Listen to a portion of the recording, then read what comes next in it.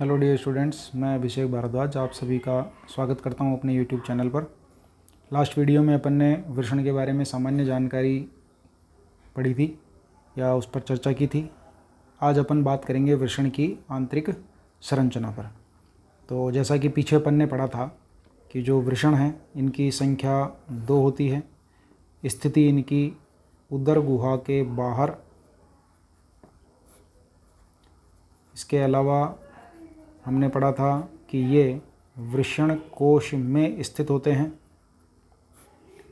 ताकि जो टेम्परेचर है शुक्र जनन की क्रिया के लिए वो 2 से 3 डिग्री सेल्सियस कम मेंटेन किया जा सके, जिसके लिए डाल्टोस मसल बताया था मैंने आपको उत्तरदायी होती है। इसके अतिरिक्त जो वृषण हैं बाहर की ओर 2 स्तरों से आवृत होते हैं, जिनमें आउटर मोस्ट यानी कि सबसे बाहरी जो स्तर होता है जिसे हमने नाम दिया था ट्यूनिका वेजिनेलिस, और जो अंदर की ओर स्तर होता है इनर, उसे हमने नाम दिया था ट्यूनिका एल्ब्यूजिनिया। तो आज अपन यहाँ वृषण की आंतरिक संरचना के बारे में अध्ययन करेंगे, जिसमें अपन ये जैसे वृषण हैं इसका अपन एलएस यानी कि इस तरह से नीचे की ओर इस तरह से काट करके अध्ययन करेंगे, जिसके लिए अपन एक डायग्राम की हेल्प लेते हैं। और वो जो डायग्राम है वो आपके सामने ये है। जैसा कि अपने को यहाँ दिखाई दे रहा है कि जैसे ये पूरा जो वृषण है वो कुछ इस प्रकार से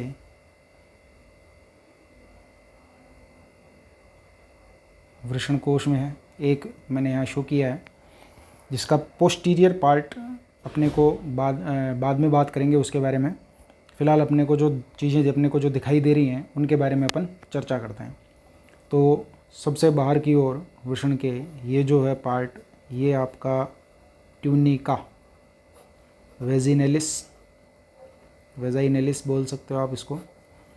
अंदर की ओर ये तुलनात्मक थोड़ा मोटा स्तर, ये है ट्यूनिका एल्ब्यूजिनिया।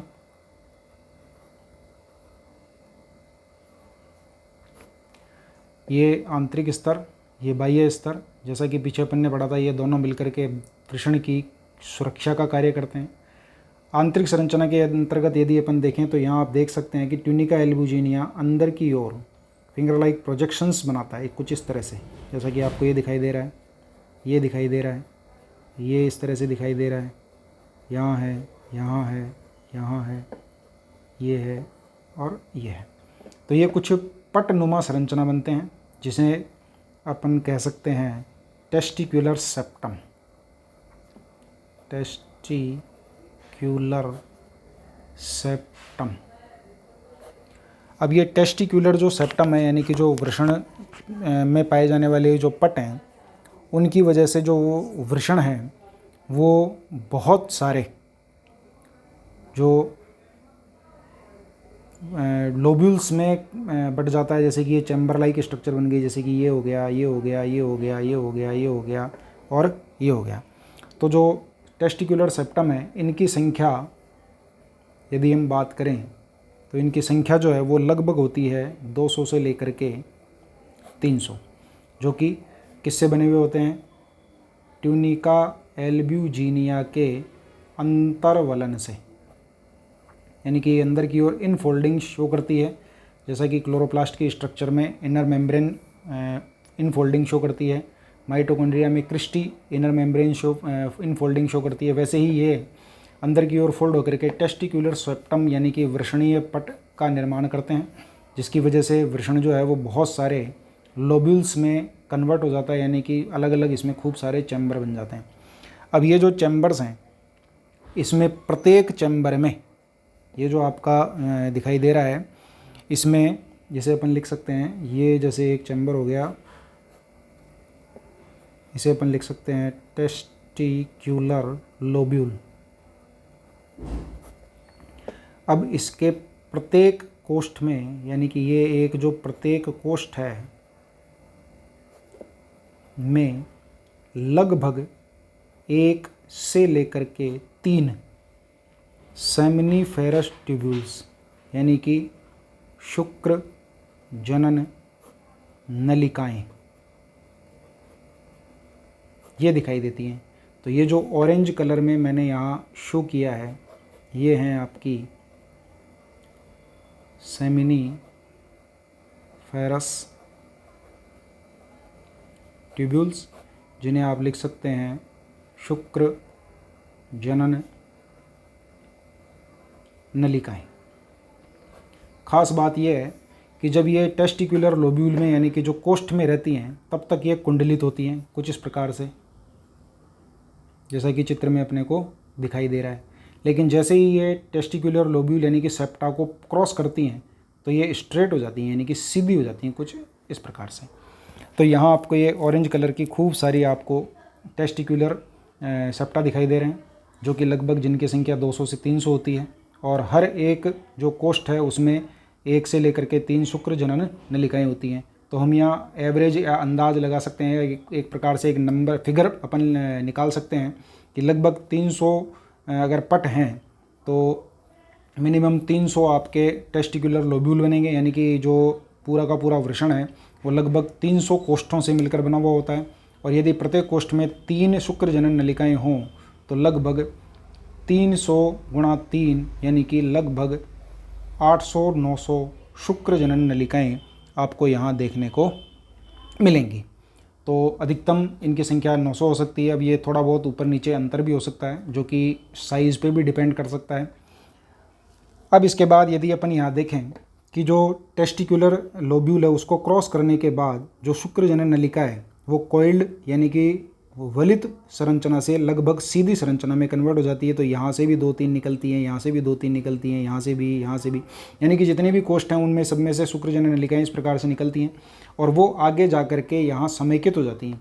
जैसे मान लीजिए ये एक आ गई, ये दूसरी, ये तीसरी, ये चौथी, ये पाँचवीं, कुछ इस प्रकार से। तो ये आगे जा कर के सब आपस में क्या हो जाती हैं, मिक्स हो जाती हैं, और मिक्स होकर के ये इस प्रकार से कुछ जैसा कि जालनुमा यानी कि नेट लाइक स्ट्रक्चर का क्या करती हैं, निर्माण करती हैं कुछ इस प्रकार से।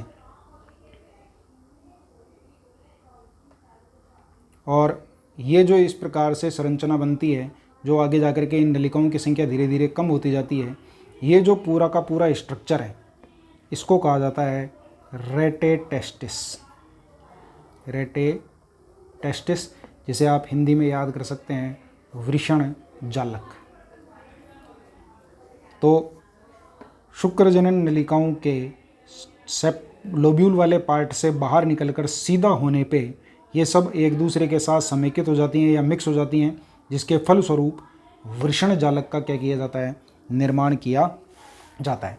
वृषण जालक एक ऐसे समझ लीजिए कि ये जैसे 900 यहाँ आकर के मिक्स होती हैं तो ये बाहर निकलते समय इनकी संख्या काफ़ी कम हो जाती है, यानी कि सब एक दूसरे के साथ समेकित हो जाती है। जैसे कि यहाँ पर मैंने 1 2 3 4 5 6 के आसपास शो की है और ये लगभग आधी ही रह गई यहाँ पर, यानी कि 3 ही रह गई। तो इस प्रकार से यहाँ बहुत सारी शुक्र जनन नलिकाएं काफ़ी एक विशेष प्रकार का गहरा और जालनुमा स्ट्रक्चर का निर्माण करती हैं, जिसे वृषण जालक कहा जाता है।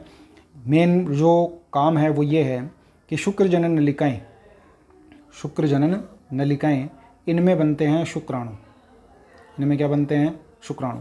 और ये शुक्राणु यहाँ इस भाग से होते हुए रेटेटेस्टिस में आते हैं और रेटेटेस्टिस से बाद में यहाँ ये जो बाहर की ओर निकल रही हैं ये जो है आपकी, ये कहलाती हैं शुक्र वाहिकाएँ, जिन्हें आप याद रख सकते हैं वासा इफ्रेंशिया। हिंदी में आप याद रखेंगे शुक्र वाहिकाएँ। तो आप कंफ्यूज नहीं हो, शुक्र जनन नलिकाएं अलग हैं और शुक्र वाहिकाएं अलग हैं। शुक्र जनन नलिकाएं वो स्थान जहां शुक्राणुओं का निर्माण होता है और शुक्र वाहिकाएं वो नलिकाएं हैं जो शुक्र जनन नलिकाओं में बने हुए जो शुक्राणु हैं उनको लेकर के सेमिनल वेसिकल यानी कि ये शुक्राणुओं को लेकर के कहाँ जाती हैं, शुक्राशय तक, यानी कि सेमिनल वेसिकल तक। तो ये इस प्रकार से ये जो स्ट्रक्चर है उसमें जो मेन जो बात निकल करके सामने आती है वो ये कि यहाँ आप देखेंगे कि अगर अपन शुक्राणुओं का पथ यानी कि जो शुक्राणु हैं उनका यदि पथ यदि अपन बात करें तो कुछ इस प्रकार से होता है। यानी कि अगर अपन यहाँ लिखें पाथवे ऑफ स्पर्म्स, यानी कि शुक्राणुओं का पथ, तो आप यहाँ देख सकते हैं शुक्र जनन नलिका का कुंडलित भाग, तो यहाँ आप लिख सकते हैं अपन शुक्र जनन नलिका का पहले तो कौन सा भाग, कुंडलित भाग, वहाँ से ये निकलते हैं शुक्र जनन नलिका यानी कि सेमिनिफेरस ट्यूब्यूल की अपन बात कर रहे हैं का सीधा भाग, शुक्र जनन नलिका के सीधे भाग से ये प्रवेश करते हैं रेटेटेस्टिस यानी कि वृषण जालक में, और वृषण जालक से ये बाहर निकलते हैं किसके थ्रू, शुक्र वाहिका के थ्रू, और शुक्र वाहिका से ही इनको पहुंचाया जाता है जो वृषण के ठीक पीछे की तरफ यानी कि पोस्टीरियर पार्ट पर एक उभार युक्त संरचना होती है जिसे एपिडिडाइमिस या अधिवृषण कहते हैं, वहाँ, और वहाँ से इनको ले जाया जाता है कहाँ, शुक्राशय में। तो ये शुक्राणुओं का पथ है जो यहाँ से स्टार्ट होता है शुक्र जनन नलिकाओं के कुंडलित भाग से, फिर सीधे भाग में, फिर रेटेटेस्टिस में, फिर वासा इफ्रेंशिया यानी कि शुक्रवाहिका में, और फिर ये आगे जा कर के यहाँ इस प्रकार से जो आगे पढ़ेंगे अपन इसके बारे में डिटेल से, यहाँ उभार युक्त थोड़ी सी एक संरचना यानी कि नलिकाओं के काफ़ी कुंडलन से बनी हुई एक संरचना होती है जिसे आप लिखेंगे एपिडिडाइमिस यानी कि अधिवृषण, वहाँ पहुँचते हैं और वहाँ से फिर इनको शुक्राशय तक ले जाया जाता है। तो कुछ इस प्रकार से ये संरचना है। अब इसके बाद में जो मेन अगर अपन बात करें तो वृषण की संरचनात्मक और क्रियात्मक जो इकाई है वो अपने सामने निकल करके आती है शुक्र जनन नलिका, यानी कि हम लिख सकते हैं शुक्र जनन नलिका, या जिसे आप लिखोगे सेमिनिफेरस ट्यूब्यूल्स।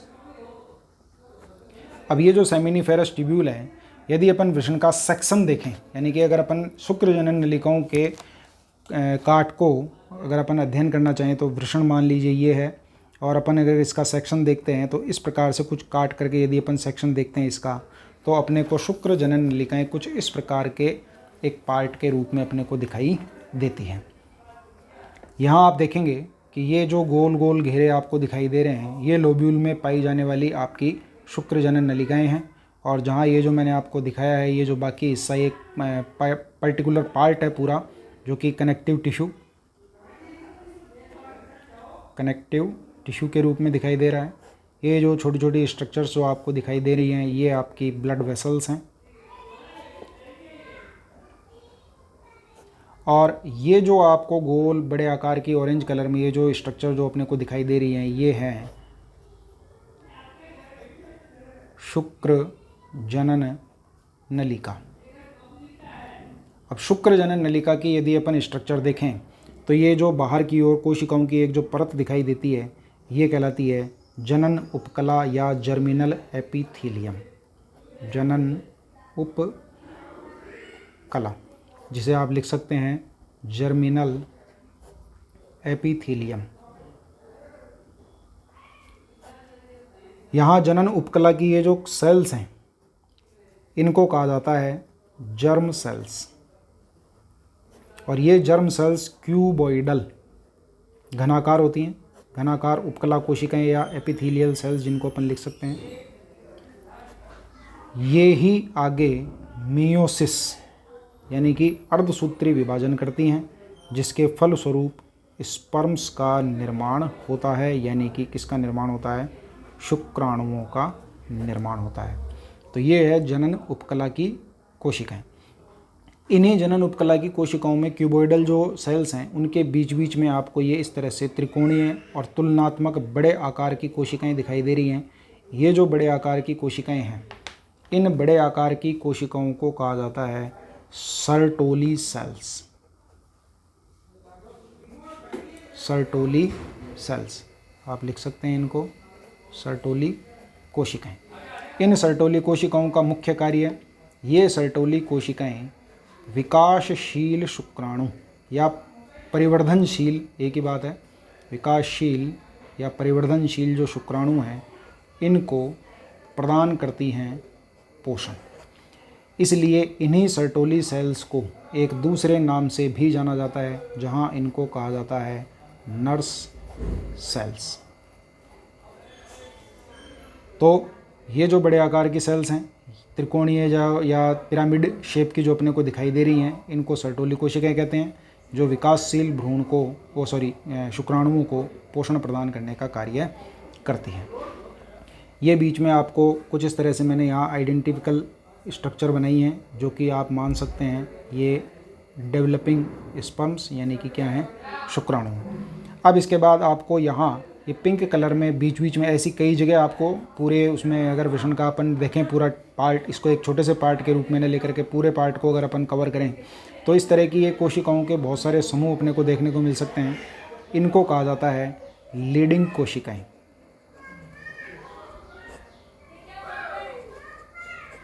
या इन्हें अंतराली कोशिकाएं भी कहते हैं। इंग्लिश में आप अगर याद रखना चाहें, इंटरस्टिशियल सेल्स। और वैसे इनको कहा जाता है Leydig cells, Leydig cells. Leydig cells या अंतराली जो कोशिकाएं हैं, इनका मुख्य कार्य होता है नर लैंगिक हार्मोन, जिसका नाम है टेस्टोस्टेरोन, टेस्टोस्टेरोन का स्राव करना, या ये उत्पन्न करती हैं, उसको प्रोड्यूस करती हैं। ये इनका मूल कार्य है। अब नर लैंगिक हार्मोन टेस्टोस्टेरोन के बारे में अपन सब जानते हैं। ये सेकेंडरी सेक्सुअल कैरेक्टर्स यानी कि द्वितीयक गौण लैंगिक लक्षणों के लिए उत्तरदायी होता है, जिसमें जैसे कि बेसिकली नर में जैसे कि